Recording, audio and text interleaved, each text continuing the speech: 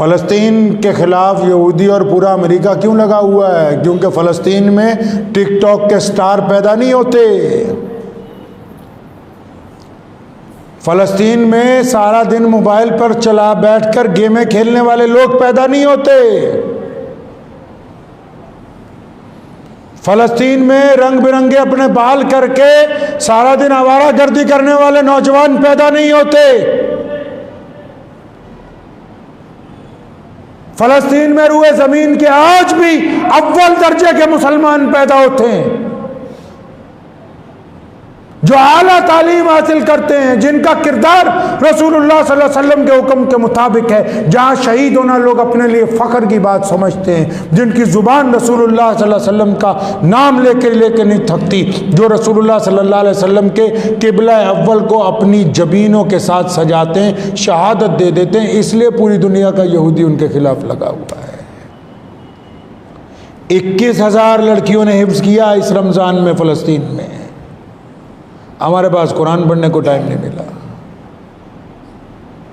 दुआ मांगने को बेजारी है।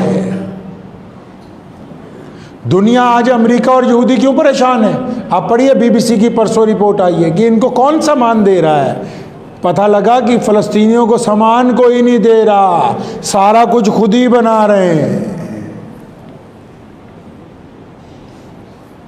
तो वक्त भी हो गया है। तो मेरी अर्ज़ ये है कि जो लोग चाहते हैं कि फ़लस्तीन के लिए क्या करें, पता कीजिए कि फ़लस्तीन की अथॉरिटी के कौन से अफसरान नई दिल्ली के अंदर कौंसल खाने के अंदर हैं, कौन सी बड़ी NGOs हमारे सूबे के अंदर, हमारे मुल्क के अंदर या इस पूरे बर्रे अजीम के अंदर कौन सी ऐसी NGOs हैं जो ईमानदारी से उनकी मदद कर रही हैं। उनको बोलें कि हम अपना 1 रुपया आपको देना चाहते हैं,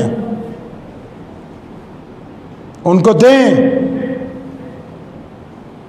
और जो लोग हज पे जाते हैं, कोई पाबंदी नहीं है बैतुल मुकद्दस में जाने की। सुने इत्मीनान से बात मेरी, बैतुल मुकद्दस में नमाज पढ़ने के लिए सारा साल कोई पाबंदी नहीं है। मुसलमान शहदा ने अपनी कुर्बानियां दे के उसको सालिम रखा है।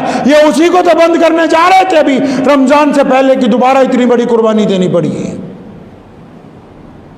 बैतुल मुकद्दस में कोई पाबंदी नहीं पूरी दुनिया के मुसलमानों पर जाने की। जो बंदा हज करने के लिए जा रहा है, औरत जा रही, मर्द जा रहे हैं, उनके साथ बच्चे जा रहे हैं, अगर वो अपना हज का वीज़ा लगवाते हैं, उम्रे का वीज़ा लगवाते हैं, अपने ट्रिप एडवाइज़र को बोलिए कि हमने खाना काबा की ज़ियारत के बाद, हमने रसूलुल्लाह सल्लल्लाहु अलैहि वसल्लम के रोज़े पर हाज़िरी के बाद तीसरी हाज़िरी मस्जिद अक्सा की लगानी है। हमने किबला अव्वल में नमाज अदा करके आनी है। जब रोज़ाना कई लाख मुसलमान पूरी दुनिया से बैतुल मुकद्दस की सरजमीन पर उतरने शुरू होंगे, हालात तब्दील हो जाएंगे। मस्जिद अक्सा इतनी बड़ी है कि एक वक्त में 5.5 लाख मुसल्ले, 5.5 लाख अफराद उस मस्जिद में नमाज अदा करते हैं। और फिर उसके साथ ही उसके दाईं तरफ मस्जिद बुराक, जहाँ से हज़ूर अकरम सल्लल्लाहु अलैहि वसल्लम का बुराक अर्श के लिए गया, वो भी वहीं पर मौजूद है। उसके अलावा मुतअद्दिद बड़ी बड़ी मुसलमानों की यादगारें जो हैं फ़लस्तीन के अंदर मौजूद हैं। तो 2 काम पल्ले बांध लें आप।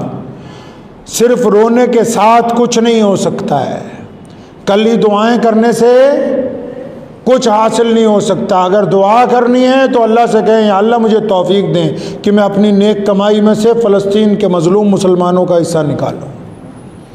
मुझे तौफीक दें कि मौला करीम, जब मैं बैतुल्लाह का सफ़र करूंगा, जब मैं रसूलुल्लाह के रोज़े पर हाज़िरी दूंगा, तो बिना बैतुल मुक़द्दस में हाज़िरी लगाए हुए वापस नहीं आऊँगा। अगर हम ये 2 ही काम हिंदुस्तान के मुसलमान करेंगे तो मैं ये समझता हूँ कि किबला अव्वल की आज़ादी की ये जो जंग अल-कुदस के लोग लड़ रहे हैं, किबला अव्वल के लिए जो कुर्बानियाँ फ़लस्तीन की माएँ, बहनें, बेटियाँ, बच्चे, नौजवान दे रहे हैं, तो कल क़यामत के दिन जब वो शहदा आगे चलेंगे तो इंशाअल्लाह ताला इस मुल्क के मुसलमान शर्मिंदा नहीं होंगे इंशाअल्लाह ताला। दुआ कीजिए अल्लाह ताला मुझे भी और आप सबको भी इन बातों के ऊपर अमल करने की तौफ़ीक़ अता फ़रमाए। व आख़िर दावाना अल्हम्दुलिल्लाहि रब्बिल आलमीन।